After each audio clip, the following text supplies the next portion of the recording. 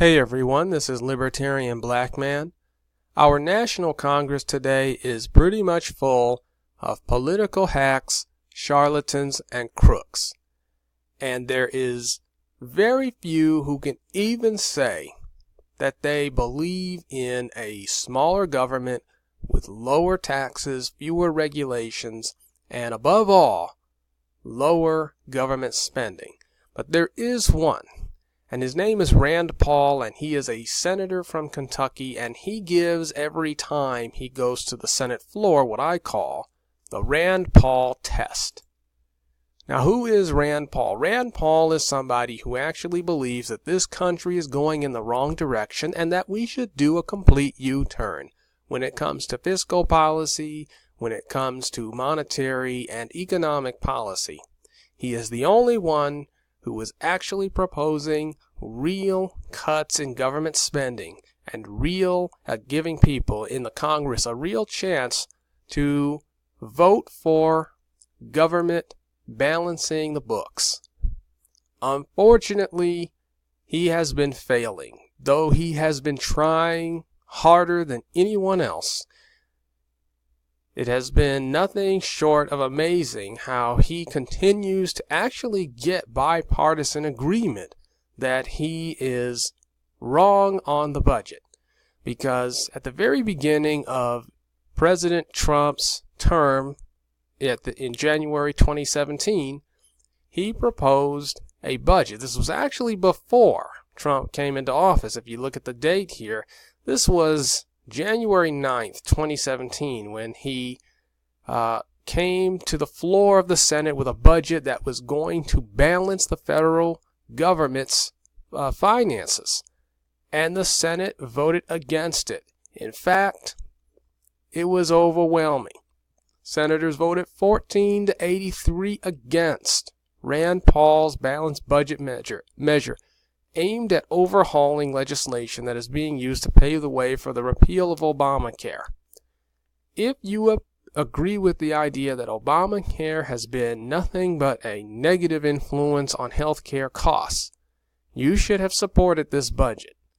And we have one party, the Republican Party, that has been pounding the table that Obamacare should be repealed, but when they get a chance to do so, they vote against it. But this measure was really about balancing the budget. It was the Obamacare provision was inserted in there to take care of that situation, but this was about balancing the budget. 14 to 83 against. That meant that majorities in both parties voted against balancing the federal budget. This measure would have balanced the budget in roughly 5 years, but retained the guidelines for nixing the Affordable Care Act. So, this was an attempt to get the federal deficit down to zero in less than a decade. And Paul said, hey, this spending measure really is a conservative budget that should appeal to senators in both parties. Unfortunately, it did unite senators in both parties because they all agreed it was a bad idea to balance the federal budget. One of the senators who was opposed to the budget was Senator Bernie Sanders of Vermont. But his statement was very honest, and I agree 100%. I don't agree with this part where he begins by saying, I will not support him because I understand that the cuts he is proposing are devastating to working families, the elderly, to the children, to the sick, and to the poor. They're not, but that's what Bernie Sanders believes because he is a socialist who believes the government should take care of everybody, spend more on health care, education, housing, food, welfare, and all the things that socialists believe in. But I do agree with his next line, which is that all my Republican friends who year after year talk about the deficit, here is a vote you should cast. And he's 100% right, because in fact this is something that Rand Paul has called the penny plan. Why is it called the penny plan? Because it cuts 1% out of every federal program for 5 years, adds no new spending, and that's how the budget balances in 5 years. It's the Democrats who believe in more spending. It's the Republicans who talk about smaller government and cutting spending. They should be all in for this budget, and once again, they have shown that they are just nothing but liars. At least the Democrats tell you what they believe, even though they believe the wrong thing. They want government to grow, more taxes on the wealthy, higher spending, and all the like.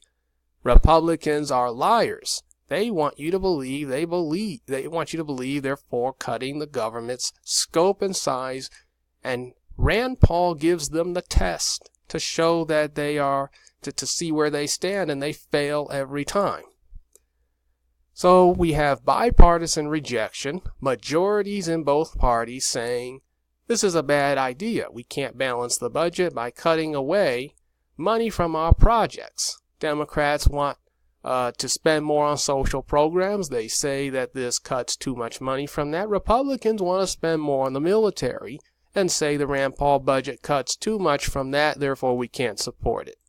So once again, we see that both parties believe in big government. It's just that each party has its own agenda, its own projects, its own ideas for what government should be spending money on that it does not have. And the massacre against financial sanity continues, because later in the year, 2017, we're talking about, Rand Paul came up again with an attempt to a much more scaled back attempt. He's just trying to cut $43 billion out of the 2018 budget. That was it. The 2018 budget was going to be over $3 trillion. He was literally asking for a drop in the bucket, and he couldn't get that. This was a miserable failure. In fact, it failed on a 5-95 vote. Out of 100 senators, he got 5, and the other 95 united to vote against it, just cutting $43 billion out of the 2018 budget. And Rand Paul says, look, we have a $20 trillion debt. It's about whether we're serious about tackling that debt. He knows exactly why he's doing this, because he actually believes in saving this country from bankruptcy. But the verdict is clear. Nobody is serious about tackling the debt. The very next year, he tried again. And once again, the Senate defeated his balanced budget plan and accuses the GOP, Rand Paul accuses the GOP of an unholy alliance with Democrats on spending. What else could it be? In fact, it was the same plan he had offered a year before, cutting 1% out of the federal budget, out of each program in the federal budget, and said this vote is a litmus test for conservatives. Paul argued on the Senate floor ahead of the vote, contending that if fellow Republicans didn't support his resolution, we are simply the same as Democrats. We don't care about the debt. I couldn't have said it any better. He's just plain and simple. He tells it like it is, and he just keeps it real. The Republicans simply don't care. And this vote also failed on a vote of 21-76. That meant majorities in both parties voted down the Rand Paul balanced budget plan. And now we have a deficit approaching $1 trillion next year in 2019. And this is Rand Paul is the only one fighting to make sure that this country doesn't go into bankruptcy. He claims that his plan would balance the budget in 5 years. This is what he calls the penny plan, cutting 1% from average 1%. We're not talking 50%, 60%, 70%. We're talking 1% of spending from each program over the next 5 years, and not adding any new spending at the same time. And the whole budget balances in 5 years. So this is the test that Rand Paul gives over and over and over again to his Republicans. This is not a test for Democrats. They're going to vote against it because they believe in bigger government, higher taxes, more regulations, more spending. It's the Republicans who are being tested. They are failing over and over again. If you believe in smaller government, lower taxes, and lower spending, you cannot vote for a Republican, because the Republicans do nothing but lie to your face.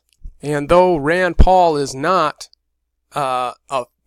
officially part of the Libertarian Party, he is a libertarian in his philosophy.